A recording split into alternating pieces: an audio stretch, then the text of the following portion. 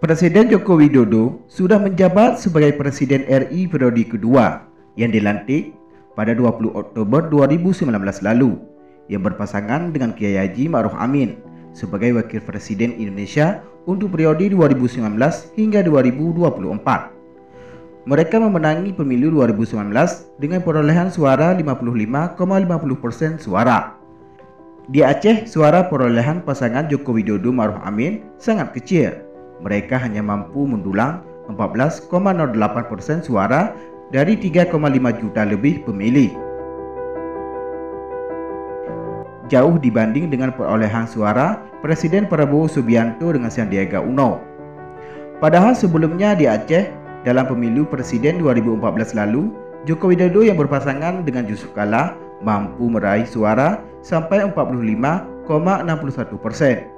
Pasangan Prabowo dan wakilnya saat itu, Hatta Rajasa, unggul tipis. Jokowi menjadi presiden ke-7 bagi Aceh dan Indonesia. Sepanjang sejarah Republik, Aceh punya catatan panjang soal konflik yang terus muncul sejak Presiden Indonesia pertama yaitu Soekarno. Konflik berulang semasa Indonesia dipimpin Soeharto. Lalu Presiden Susilo Bambang Yudhoyono berhasil menghadirkan perdamaian. Sejak 15 tahun yang lalu, damai bertahan hingga sekarang.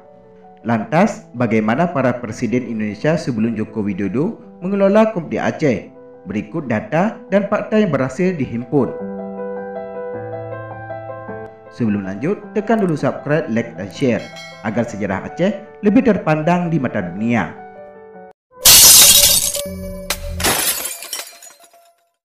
Presiden Soekarno.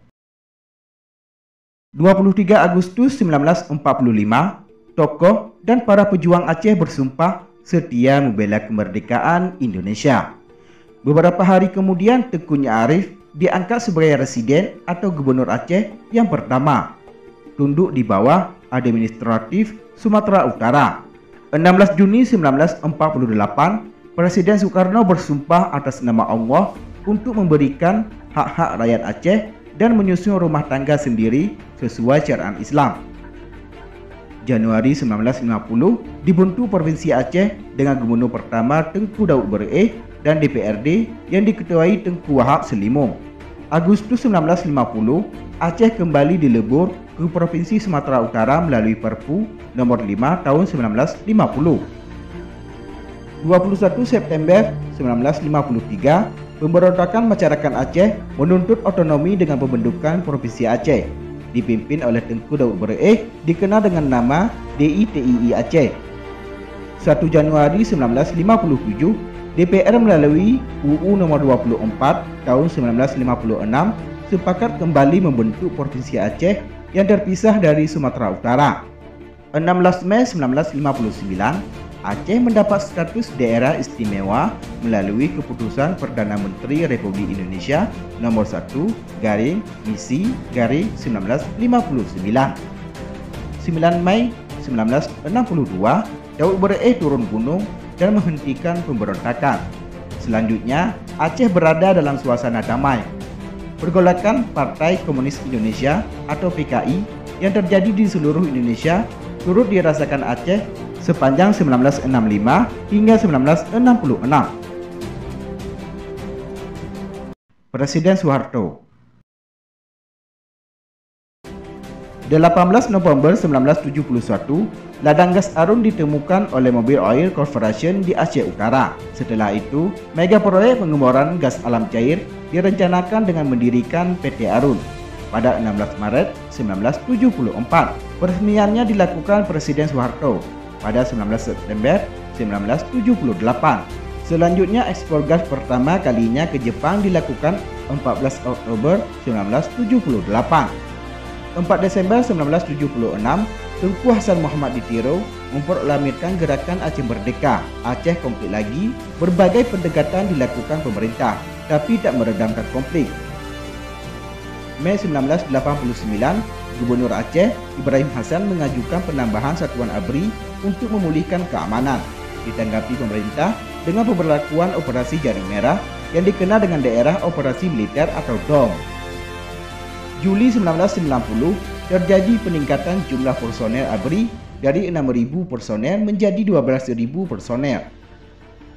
1989 hingga 1998, sepanjang penerapan status Aceh sebagai daerah operasi militer, korban jiwa meninggal akibat konflik diperkirakan 4.000 hingga 5.000 jiwa.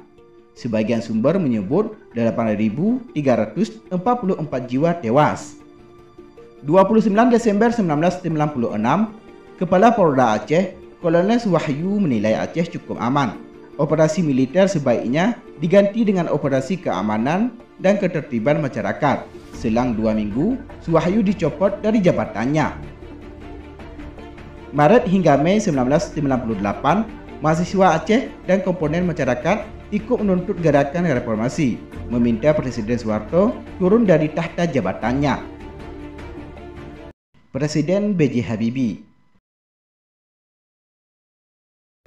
7 Agustus 1998, dengan berbagai pertimbangan, Presiden B.J. Habibie memerintahkan Panglima ABRI, Jenderal Wiranto, untuk mencabut 100 dom. Wiranto datang sendiri ke Luk Sumawwe mengumumkan pencabutan dom.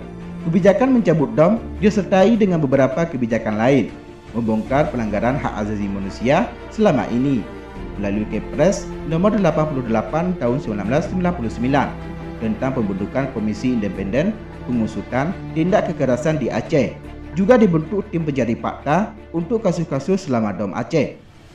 4 Februari 1999, mahasiswa dan intelektual Aceh membentuk Sentra Informasi Referendum Aceh yang disingkat dengan SIRA, menuntut referendum bersama Timor Timur dan Papua. Timor Timur kemudian berhasil menggelar referendum dan lepas dari Indonesia. 4 Oktober 1999, disahkannya Undang-Undang Nomor 4 Tahun 1999 tentang penyelenggaraan keistimewaan Provinsi Daerah Istimewa Aceh. Presiden Abdurrahman Wahid. 27 Oktober 1999, tuntutan referendum masih disuarakan mahasiswa, menuntut pemerintah menyelenggarakan jajak pendapat di Aceh seperti di Timor Timur pada 30 Agustus 1999. Gus Dur sebelum menjadi presiden sempat merespon baik isu referendum. 8 November 1999, Sidang Umum Masyarakat Pejuang Referendum Aceh menuntut referendum yang dimotori SIRA. Hampir 2 juta lebih massa berbagai daerah melakukan aksi di Banda Aceh. 16 November 1999, Presiden menyatakan tidak akan membuka komando daerah militer di Aceh. Gus Dur tak menyelesaikan konflik melalui pendekatan senjata. 12 Mei 2000, pemerintah dan GAM menandatangani nota kesepahaman bersama tentang jeda kemanusiaan untuk Aceh di Jenewa, Swiss. Jeda ini difasilitasi Harry Donald Center.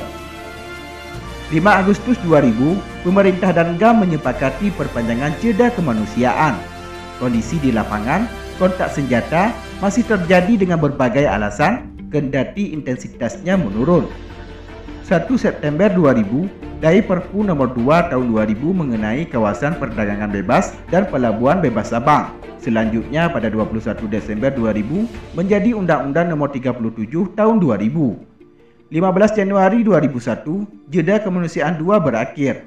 Selanjutnya pada 18 Maret 2001, pemerintah Indonesia dan GAM menyetujui zona aman.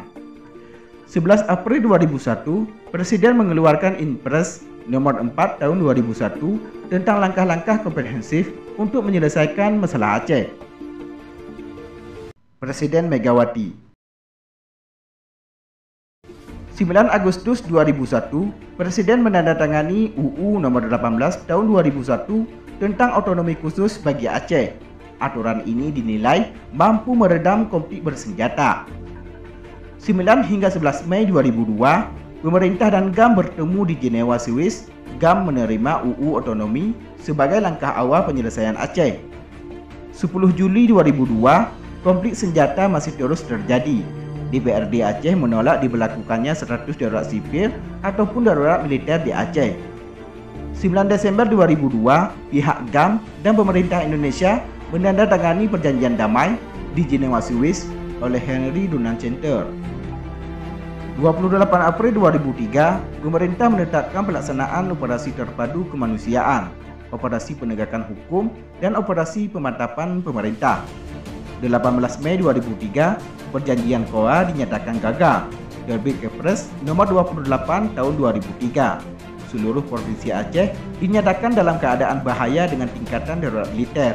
Aceh berstatus darurat militer pada 19 Mei 2003. 19 Mei 2004, pemerintah menilai perlawanan senjata sudah mulai menurun. Megawati kemudian mengeluarkan Kepres nomor 43 tahun 2004, menetapkan pergantian status Aceh dari darurat militer ke darurat sipil. Presiden Susilo Bambang Yudhoyono. 18 November 2004, terbit Perpres nomor 2 tahun 2004 yang memperpanjang status darurat sipil di Aceh selama 6 bulan. 26 Desember 2004, tsunami dan gempa meluluhlantahkan Aceh. Presiden menetapkan sebagai bencana nasional. Status darurat sipil masih berlangsung di Aceh, tapi tak berfungsi. Semua sepakat untuk membangun kembali. Dengan sendirinya, Aceh berstatus darurat kemanusiaan. Presiden SBY dan wakilnya Yusuf Kala serius memikirkan perdamaian Aceh. Mereka melakukan berbagai cara untuk mengupayakan kesepakatan menghentikan perang di Aceh dengan cara-cara yang bermartabat. Januari hingga Juli 2005, pemerintah Indonesia dan GAM sepakat melakukan perundingan difasilitasi oleh Krisis Manajemen Inisiatif di bawah komando Marty Ahtisaari, mantan Presiden Finlandia. Kedua pihak melakukan 5 tahapan perundingan di Helsinki, Finlandia. April 2005, Presiden membentuk Badan Rehabilitasi dan Rekonstruksi Aceh Nias untuk menangani wilayah Aceh dan Nias yang porak-poranda akibat bencana tsunami. 15 Agustus 2005, Wakil Pemerintah RI dan GAM menandatangani kesepakatan damai di Helsinki. Kesepakatan itu bernama Memorandum of Understanding Helsinki. Pasukan pengawal perdamaian dari Uni Eropa dan ASEAN dikirim untuk memantau Aceh. Mereka tergabung dalam Aceh Monitoring Mission yang disingkat dengan AMM. Salah satu tugasnya menghancurkan senjata GAM dan memastikan keamanan pasca konflik. 31 Agustus 2005, pemerintah memberikan amnesti kepada narapidana politik GAM. Seluruh anggota GAM bebas tanpa syarat. Mereka kembali ke masyarakat seperti biasa. 1 Agustus 2006, UU nomor 11 2006 mengenai pemerintahan Aceh mulai berlaku. Sebelumnya, undang-undang yang memuat kewenangan Aceh sebagai amanah perdamaian dibahas di DPR RI sejak 22 Februari 2006. 11 Desember 2006, pemilihan kepala daerah secara serentak digelar di Aceh. Irwandi Yusuf, mantan GAM, dan Muhammad Nazar, aktivis IRA yang maju dari jalur independen menang. Mereka dilantik menjadi gubernur dan wakil gubernur Aceh pada 8 Februari 2007. 5 Juli 2009, pemilu presiden digelar di seluruh Indonesia. SBY yang berpasangan dengan Budiono menang mutlak di Aceh, memperoleh suara sekitar 93,2%. 2009 hingga 20 Oktober 2014, Presiden SBY terus memberikan perhatian kepada Aceh. Selain persoalan meredam agar konflik tak muncul lagi, juga memastikan pembangunan Aceh setelah bencana tsunami. 19 Desember 2013, SBY mengunjungi Aceh terakhir kali sebagai presiden untuk membuka Pekan Kebudayaan Aceh ke-6 di Banda Aceh, sekaligus menerima gelar Doktor Honoris Causa di Universitas Syah Kuala. Sepanjang 10 tahun menjadi presiden, dia telah belasan kali mengunjungi Aceh. Joko Widodo. 20 Oktober 2014, Joko Widodo dan Yusuf Kala dilantik menjadi Presiden dan Wakil Presiden Republik Indonesia. Mereka dipilih rakyat dalam pemilu presiden digelar 9 Juli 2014.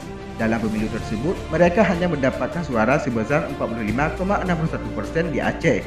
9 Maret 2015, Jokowi mengunjungi Aceh pertama kali dalam jabatannya sebagai Presiden. Saat itu dia berkunjung ke kota Luk Semawe untuk meresmikan terminal penerimaan dan regasifikasi Arun dan sebuah waduk di Aceh Utara.